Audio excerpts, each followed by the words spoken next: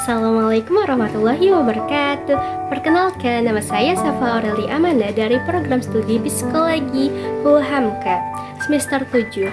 Pada hari ini saya ingin memberikan informasi tentang dakwah. Apa itu arti bersyukur dalam Islam dan kaitannya dengan psikologi. Bagaimana kabar hari ini teman-teman semuanya? Semoga diberikan nikmat sehat, nikmat iman dan Islam, nikmat yang tiada tara dan dijauhkan dari mara bahaya. Amin amin ya robbal alamin. Sahabat-sahabat muslim yang dirahmati Allah subhanahu wa ta'ala, tahu gak sih arti makna bersyukur itu seperti apa dalam Islam? Makna bersyukur dalam Islam yaitu syukur berasal dari kata syakaro yang berarti menampakkan nikmat dan memanfaatkannya pada jalan yang benar. Dalam Islam, syukur memiliki 3 unsur. Yang pertama, syukur dengan hati, meyakini bahwa semua nikmat berasal dari Allah Subhanahu wa Ta'ala. Yang kedua, syukur dengan lisan, memuji Allah dengan mengucapkan Alhamdulillahirabbil alamin terhadap nikmat yang Allah berikan. Yang ketiga, syukur dengan perbuatan, menggunakan nikmat untuk kebaikan, saling berbagi, saling bersedekah di jalan Allah Subhanahu wa Ta'ala. Syukur adalah cara pandang yang membuat hati lebih ringan, pikiran lebih tenang. Ayat Al-Quran tentang syukur. Yang pertama, janji Allah akan bertambahnya nikmat. Jika kamu bersyukur, niscaya aku akan menambah nikmat kepadamu. Quran Surat Ibrahim ayat 7. Ayat ini tidak hanya tentang rezeki materi, tetapi juga tentang kelapangan hati, ketenangan jiwa, dan kemudahan dalam kehidupan. Yang kedua, dalam Quran Surah Saba ayat 13. Dan sedikit sekali dari hamba-hambaku yang bersyukur. Ayat ini mengingatkan bahwa syukur adalah kualitas batin yang istimewa untuk manusia kepada Allah Subhanahu wa Ta'ala. Selanjutnya ada hadis tentang syukur dan kesehatan jiwa. Rasulullah SAW bersabda dalam hadis riwayat Muslim, menakjubkan urusan orang beriman, jika mendapatkan kebaikan ia bersyukur dan itu baik baginya. Hadis ini menunjukkan bahwa syukur adalah mekanisme mental positif yang menjaga ketenangan. Selanjutnya ada syukur dalam perspektif psikologi. Psikologi modern menyebut syukur sebagai gratitude, salah satu emosi positif yang berfungsi sebagai pertama, penurunan stres dan kecemasan. Yang kedua, peningkat suasana hati. Yang ketiga, penguat mental dalam menghadapi masalah. Yang keempat, penjaga kepuasan hidup.